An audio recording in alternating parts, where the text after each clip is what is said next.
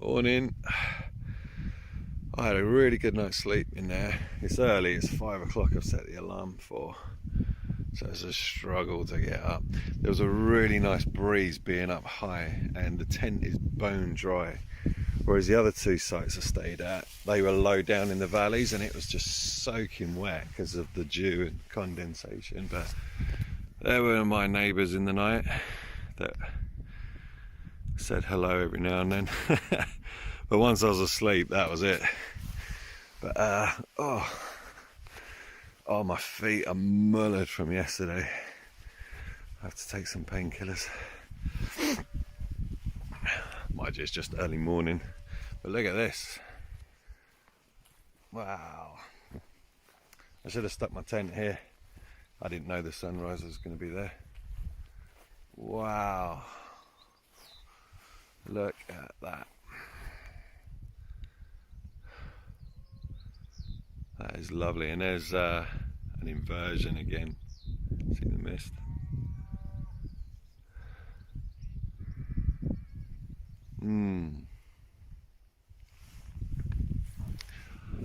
Oh, right, I'm going to get myself started. So here's the nature hike without its outer layer, which I really like. It kind of shows you how easy it is to put up. The only downside is it's got this front entrance, so it's a bit of a pain to crawl in and out. It'd be nice to have a side entrance where you could just like roll out, but oh well. Other than that, it's really good, and you can see how easy it is to clip together. You pop this frame up, you put one in each.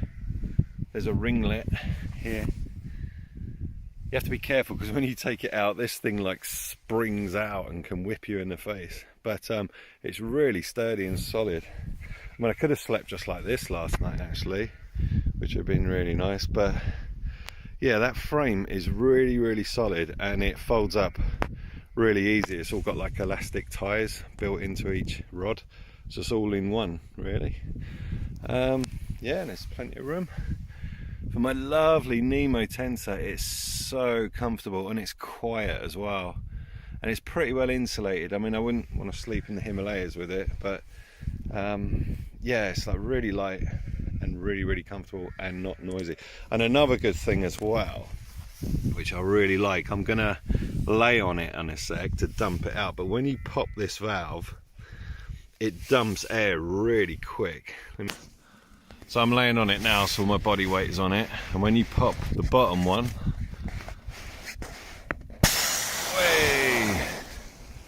it really, really dumps out quick, and then you can just roll it. I just squeezed all the air out of it for a bit. Anyway, I won't bore you with that, you get the idea. But yeah, compared to the other mattresses I've had, it's so easy to get rid of the air and roll it up. Another good thing about this tent, you must be getting sick to death of hearing about this tent, is the head height. So once I've got rid of the mattress, I've just managed to get changed in here. Loads of room, just sitting upright, and my head is not even touching the top.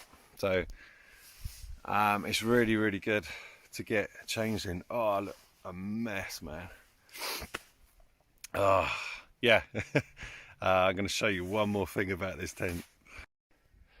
And then another thing I like to do just before I pack it all away, because it's freestanding. Oh, well, it was because I forgot the peg. There's the pegs, by the way. Is you can pick it up, shake out, just shake out all the bits. They'll drop out the bottom. Also, if it's wet as well. But yeah, so even like when you put it up, you can just pick it up and move it around, and it keeps its shape without hitting into branches. So in the morning, I don't faff around with making porridge. I just have one of these quick. It just gives me a kickstart, bit of food, enough to get me going until I come across a cafe or a shop or something. Yeah, quick and easy, and I have some water as well. I don't bother with coffee. I have got coffee bags, but I only use them out of desperation. I'll just wait until I get to a cafe. Right, before I set off, got to dig a little hole where nature calls. Alright, so that's me packed up, ready to go, everything. There's where I camped, leave no trace. Speaking of leave no trace, I had this about 10 miles ago yesterday from a youth hostel. The food wait was too long, but I did see this in the fridge, so I drank it while I walked, which was lovely. But I haven't seen a bin for miles, so I've lugged this with me, and I will put this in a bin. I don't want to be like those dirty pigs that will just leave it behind. So it's 6 o'clock.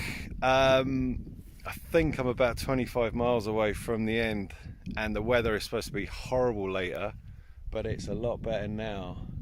So I'd like to see the Seven Sisters while it was still clear, so I'm just going to try and smash it and do it today if possible. I feel alright, even though I don't know what I did, 30 miles. I'm going to work it out yesterday. I don't even know where I am on the map. So yeah, another tip if you're new to hiking, it's really tempting to put my jacket on now because it's a bit cold, but start off cold, because the second I get a sweat on with hiking, I'm going to be taking my jacket off. So just start off cold, and then after about 10 minutes of walking, you'll be warm again. So just a little tip if you're new to hiking. Right, I'm going to get cracking. So I just worked it out on the map before I set off. I did 31 miles yesterday, so I'm happy with that because it broke my record of 30 miles in one day. But that was without a full rucksack. So yeah, I'm happy with that. And do you know what? I could have carried on as well, but it was getting late, and I found this lovely spot to camp, and I thought I better, because if I get into like villages and that and there's nowhere to camp. So I could have carried on night walking. I was enjoying it and the torch was good, but 31 miles, I can live with that. I'm pretty happy with that with a full pack. So goodbye my bleaty friends. They're not interested, but they didn't wake me up actually in the night. They were pretty cool. Right, off I go. Look at this. I was literally around the corner, a stone's throw away from this view. I should have pitched up here and woke up to this. What's this thing here? I don't know, there's no name on it. It will be on the map. Oh my goodness. This is beautiful. That is absolutely beautiful. Wow. So yeah, I better make the most of the blue skies because it's supposed to really come in later on.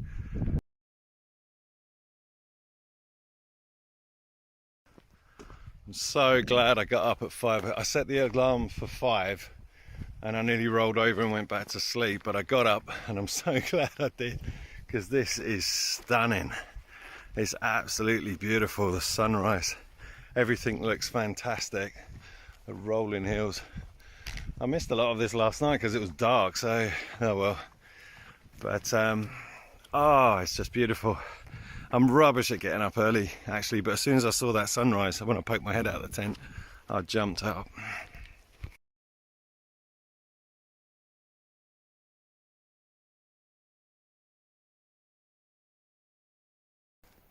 I missed the turning for the first time. I think I've got about a mile out of the way and I've got about a mile to get back on the track. I was just like, after a while, I was like, where the heck am I? I was so busy looking at the sunrise, I must have missed the sign.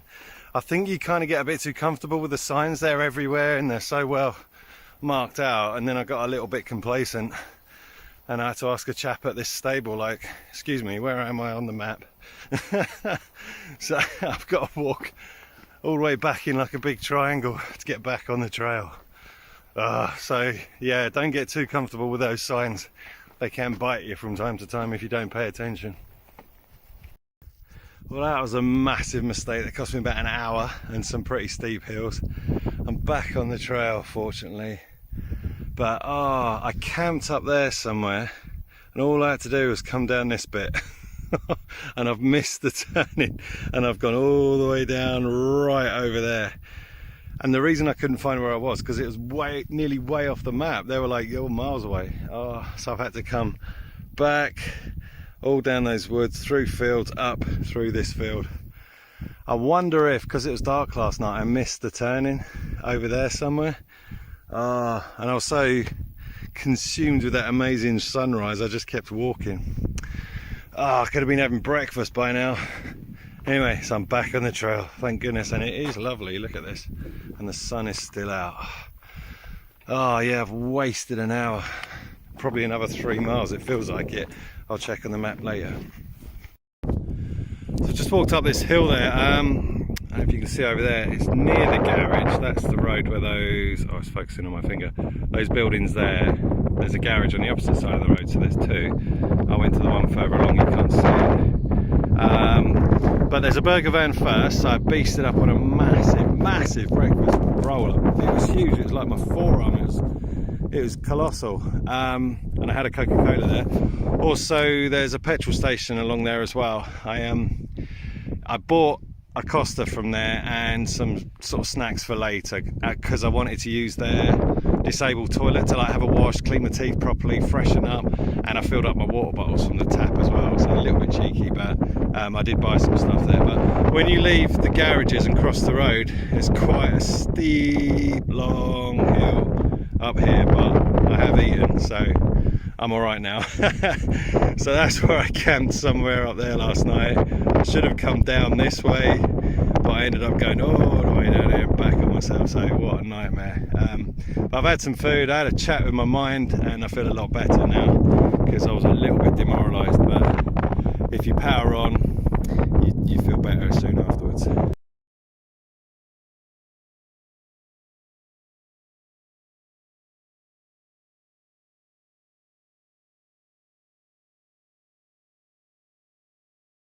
Yeah, I'm going to chat about that actually. Those nagging doubts you get when you hit the wall sometimes. You get it with every hike, every walk. I had one yesterday in the afternoon.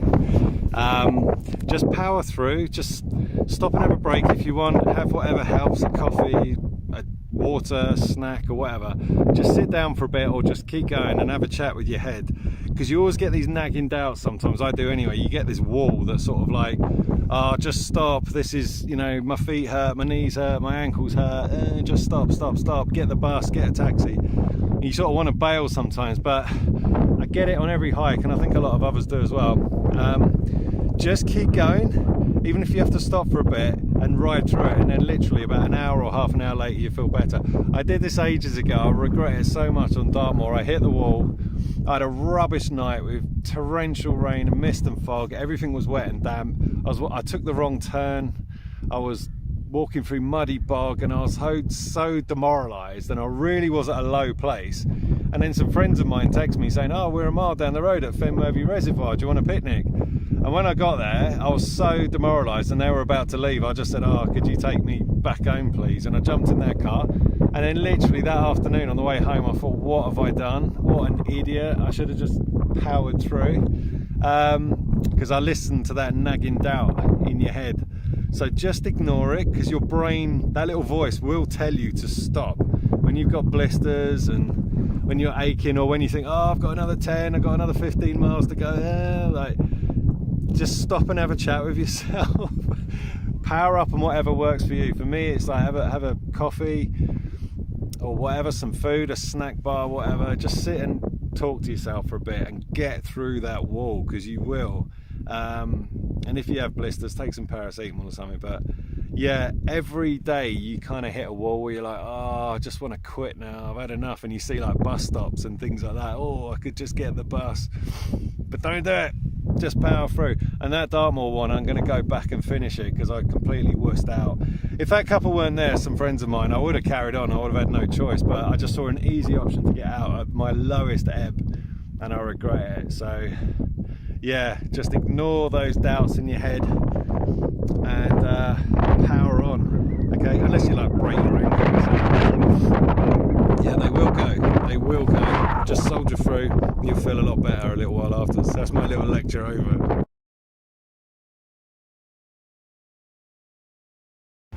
Just stopped at this youth hostel. The path is down there, but if you walk up the farm in there's a cafe and loads of water to top up, and coffee and cakes and anything you need, and they're super friendly, so big up to them.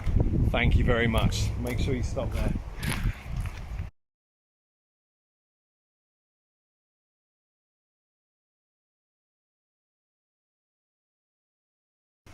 So the weather's really turned now.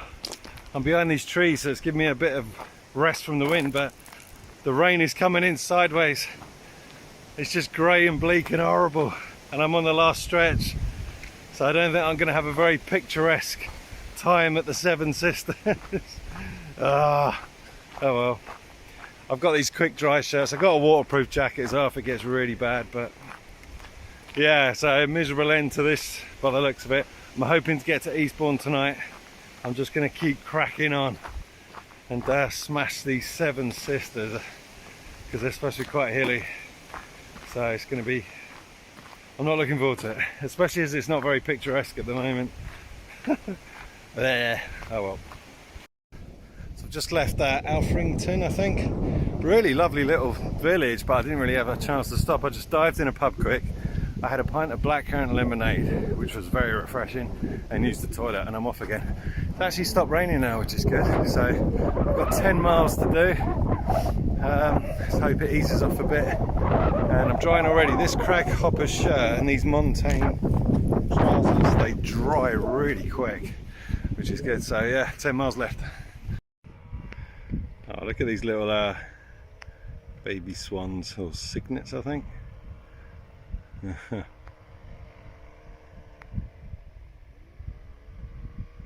Oh, isn't that cute? What a beautiful end to this walk. It's absolutely heaving it down. The rain is going sideways. It's all bleak and horrible, and I'm just heading up on the final stretch now. It's kind of nice, like it's very, very rugged and rough, but I would have liked to have seen this bit in clear weather, so I might have to come back. But this is like the South Downs way of saying you shall not pass, but I will. I'm going to push through. I've resorted to my waterproof jacket. I mean, the rain is literally going sideways and they're like bullets, big fat dollops hitting you. It's eased off a little bit now because I'm behind a hill, but right at the end as well. I don't know if you can hear me actually. If you can't hear any of that, basically just saying it's South Downs way of kicking my butt on the last stretch, but I'm pressing on. I'm feeling okay, even though my legs are starting to get a bit tired, but I think I've got it in me to finish. So see you at the other end, I think.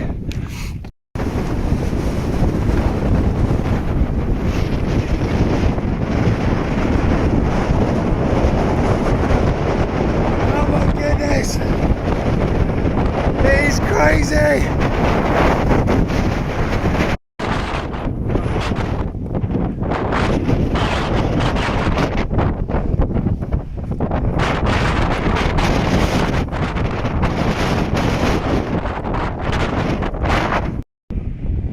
Oh, now the sun comes out, but over there, oh, my zoom won't work because the touchscreen's covered in water droplets. Tell you what, they're not the steepest hills in the world, but it's kind of like, it's like a roller coaster, but when the wind is slapping you in the face. Oh, so I've got 4 miles left apparently. Oh, a bit of grass, thank goodness, because a lot of it is just this horrible flinty path, which is a nightmare. Oh, the last bit sucks. Finally it stopped raining and I can actually see it. Oh, the sun is starting to come out. That'll be nice for the last bit. Oh, I cannot wait to get there. I've got a B&B booked with a bath and I can't wait. I better concentrate because if I'm videoing on this, I'm gonna walk off the edge, so I'm gonna go over on this path.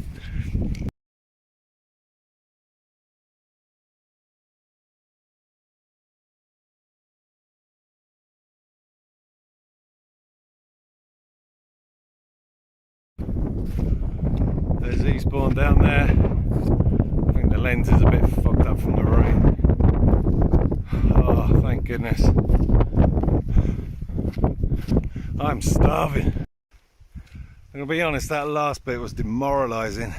I mean, the weather sucks as well, but you get over a hill and you think, oh, is Eastbourne gonna be on the other side? No, nope. 3 more hills and then it's just endless rolling hills. And you just think, where is this massive coastal town?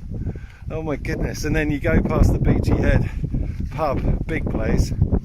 You still can't see anything, and then you literally turn a corner and then you can see Eastbourne. It's like, ah, oh, thank goodness I'm just going down these gardens and the end is nigh. And oh, that last bit kicked my ass. Maybe because I've been walking since 6 this morning. So I've done 2 long days, and don't know if that's a good thing or a bad thing. Maybe I should have paced it and done the rest tomorrow, but I've done it now anyway. I can't wait to hit that sign in a bit, hopefully, and then get something to eat. I think this is it. This is the end.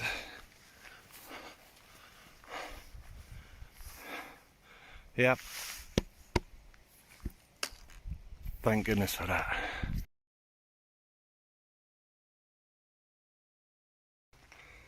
I did do a video, that's it there, by that car. I just walked past. I took some photos, but yeah, so that's it. There's no like fireworks or champagne going off or anything, but that's 100 miles. I absolutely loved every bit of it apart from that last 10 miles. I know it's like the highlight, Beachy Head and all that, and the Seven Sisters, but oh man, maybe it's because I did big days, so my fault really. And if I waited till tomorrow, it would have been really sunny and lovely. And what really sucks is I went 3 miles out of the way this morning, so I would have done this an hour ago if I hadn't missed that sign. But I'll do a sort of overview of the route and the map and some tips and bits and bobs when I finish this one. But yes, I'm going to find a shop, get some beer. I'm going to order a Domino's pizza and have a bath. I'm going to sleep forever and then get the train home tomorrow. Yes. Thank goodness. Thanks for watching. If you're thinking of doing the South Downs Way, I hope this video helps. Alright, and don't leave any litter. So day 4, I camped here. It was fantastic. I was up at sort of 5:30, and the mistake I made, that's worn because of the rain, it all getting wet. The mistake I made, it was so lovely in the morning. I was walking along and the sunrise was that way, and I just kept walking and made a massive mistake, and I got to there and I asked this farm, where am I? Because I was looking around here. I was like, I must be around here somewhere, but I wasn't. I was all the way here, and they said for me to, the best way is to go back up, and this was hilly as well, down and through, oh no, through and across and up, and so I camped there, and all I had to do was that, but I went all this way and added another couple of miles, I reckon. It was gutting. Then got here, so I was pretty demoralised at this point. You get to the road, it's really noisy, and then there's a burger van there, which I had this massive flipping breakfast thing. It was like a beast, foot-long jobby. There's a petrol station there, one on either side of the road, so you can stock up there. They got a Costa coffee machine too, and lots of sandwiches and that, whatever you need. There was disabled toilets, so I went in there and sort of freshened up, washed myself down a bit, and well, normal toilets as well, but I used the disabled toilet because there's more room. This is a killer hill. Again, once again, big old breakfast, massive steep hill. Up I went. Lovely views though once you're up there, so that's the 80-mile mark. But I was just going at this point. This is where you start to see the hills in the distance. So there's the road again, that's the same point as before. There's that beast hill. Just follow it. Again, there's nothing, no shops, not for quite a while. You could have gone into here.